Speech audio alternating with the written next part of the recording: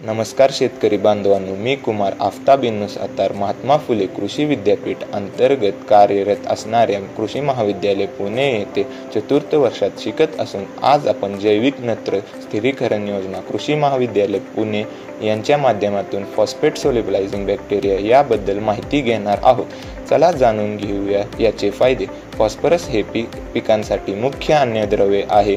जमिनीत विरघळण्यास कठीण असलेल्या काही अन्नद्रव्यांमध्ये फॉस्फरसचा पहिला क्रमांक लागतो। त्यामुळे रासायनिक खत रूपाने वापरलेले फॉस्फरस कोणत्या ना कोणत्या रासायनिक स्वरूपात मातीमध्ये स्थिर होते। स्थिर झालेले फॉस्फरसचा उपयोग वनस्पती शोषणासाठी करून घेऊ शकत नाही। फॉस्फेट सोल्युबलायझिंग बॅक्टेरिया मातीसोबत घट्ट व स्थिर असलेल्या फॉस्फरस विरघळून तो पिकांना उपलब्ध करून देतात।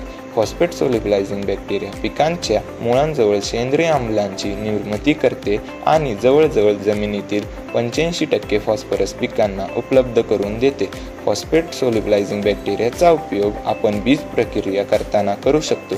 यामध्ये 10 किलो बियांसाठी 250 ग्राम PSB वापरले जाते। तसेच रोपांची लागवड करताना 10 लिटर पाण्यात 500 ग्राम PSB वापरले जाते। याचा वापर आपण सर्व प्रकारचे तृणधान्य, कडधान्य, भाजीपाला तसे फळझाडे यांच्यासाठी करू शकतो। फॉस्फेट सोल्युबलायझिंग बॅक्टेरिया जमिनीचा pH कमी करण्यास मदत करते। पिकांची वाढ जोमाने होते। जमीन भुसभुशीत होऊन पिकांच्या पांढऱ्या मुळांची वाढ होते। फळझाडे व पिकांना फुलधारणा भरपूर होऊन उत्पादनात 15 ते 20% वाढ होते। धन्यवाद।